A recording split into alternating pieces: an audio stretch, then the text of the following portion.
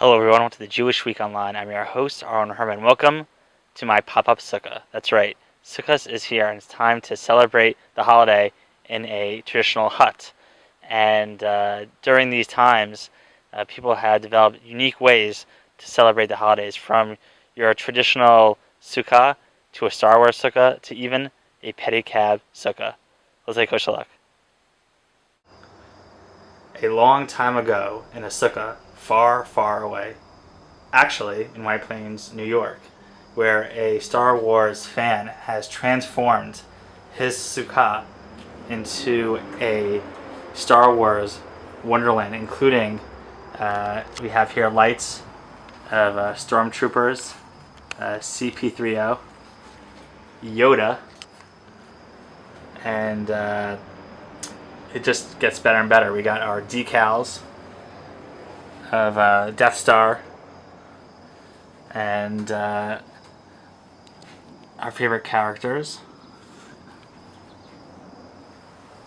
And Sukkot means different things to everyone, but if you can bring your love and your passions together to make your Sukkot more festive, as you can see here, it's great for people to come together and not only have a great topic of discussion, but to celebrate in a fun and unique environment.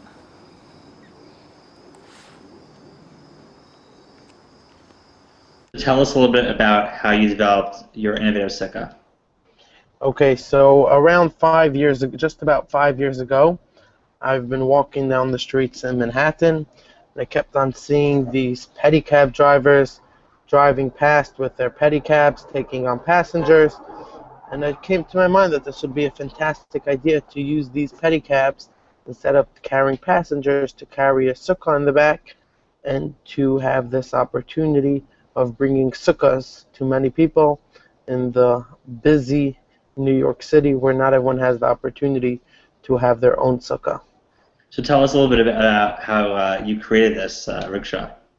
Okay, so I went around, kept on asking all the drivers, where do you get this from? Do you own them? And it came out to be that most of the pedicab drivers in New York City rent their pedicabs. And I found out that there's one guy that they all rent it from, someone on 57th Street. I went over to the garage. As I walk in, he's like, "Yo, dude, what's a rabbi doing here?" Even though I was just a rabbinical student. And I'm like, "Listen, I'm not here to rent the pedicab. I'm really here to, I need just that. I don't need to take any passengers. I just want to build a sukkah." He's like, "Oh, what?" I'm like, "Yeah, sukkah." I explained him what it is, and I started putting a whole workshop in his office. And we ended up building up a sukkah, and it took 1 day, 2 days, and we were ready to go. One of the great things that I love about this is that when you're rolling down the street, it is like a sight. It's something that you're like, that's something that you want. It like evokes questions, and I think not only are you trying to bring the mitzvah of Sukkot and Sukkot to people, but there's questions that come up. Can you share a story, something like some uniqueness that came out from this? Yes, you are definitely right. It's not only about giving the person just the opportunity of the mitzvah of Sukkot, rather it really brings a strong awareness, a Jewish awareness to anyone that this pedi-sukkah passes, Jews and non-Jews alike. Many times we'll be passing by policemen, and they'll be just waving, wishing us happy holidays, or even many non-Jews waving to us, wishing us happy holidays. Some interesting story.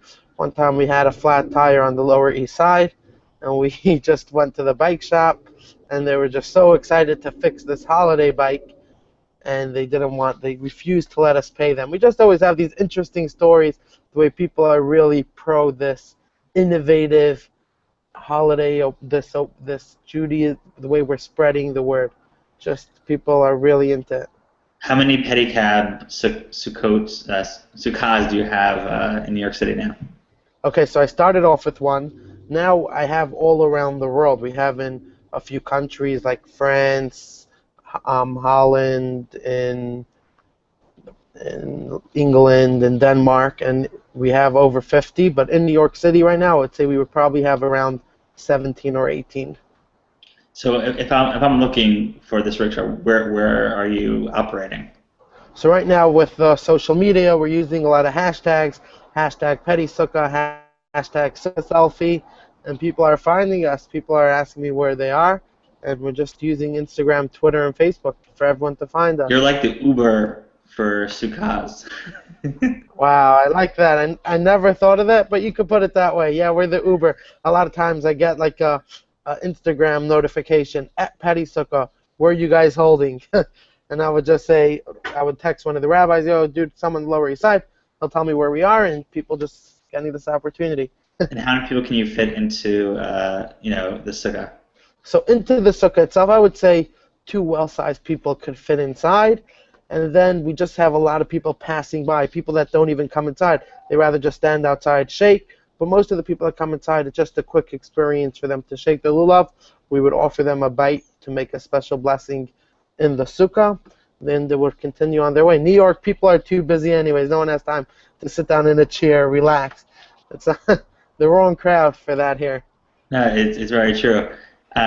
So when you're developing these ideas, do you have like the Rickshaw 2.0 that is there a vision for the next level of this? Yeah, definitely. So now with the pedi-sukkahs, we grew tremendously, getting out in over 14 states. But besides pedi-sukkah, already last year we brought it forward to use it for the holiday of Hanukkah. We built these giant dreidels in the back of these bikes with a menorah affixed to the top of it. We call it the menorah cycle, and it's been going pretty viral.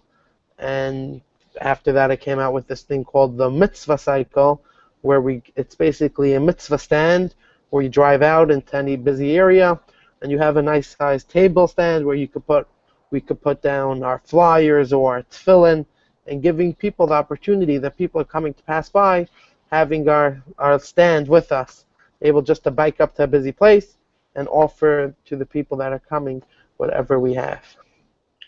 Is there something that, as you were developing the concept, was there any types of challenges that you came across? Yeah, I'm always since I would like so many of them, I'm always trying to make these things being simple and clear for anyone to use anywhere else. For me, I need everything to be simple. Like right now, our pedi-sukkah has no tools required. You do not need not one tool to put the sukkah together, which is quite simple, and I'm always trying to make it as simple. Is there any electricity in your sukkah? Is there any what? Electricity. Nope. In our sukkah, there is no electricity. We are full pedaling the whole day. Sometimes from 8 even at 8 hours a day. That's the average during sukkah. Just pedaling around, no electricity. We have our human power, the Hasidic power. You talked a little bit about social media. How have you seen social media enhance celebrating this holiday and how it's brought people connected to you? So social media, the power that it has today. So we have in 2 ways. First of all, many people passing by, they're like, they come over to us, oh, happy Sukkah. We ask them, like, would you like the opportunity to shake the lulav? They're thinking, should I, shouldn't I? Like, oh, you know what? I'll take a picture. I'll send it to my grandma. She'll be happy. I'll put it on Instagram. So that's one way. The way it's motivating people to do it like that. Their friends see it on Facebook. Their parents see it. So that's one way. And another way is the hashtags and just getting people, the friends, challenging each other.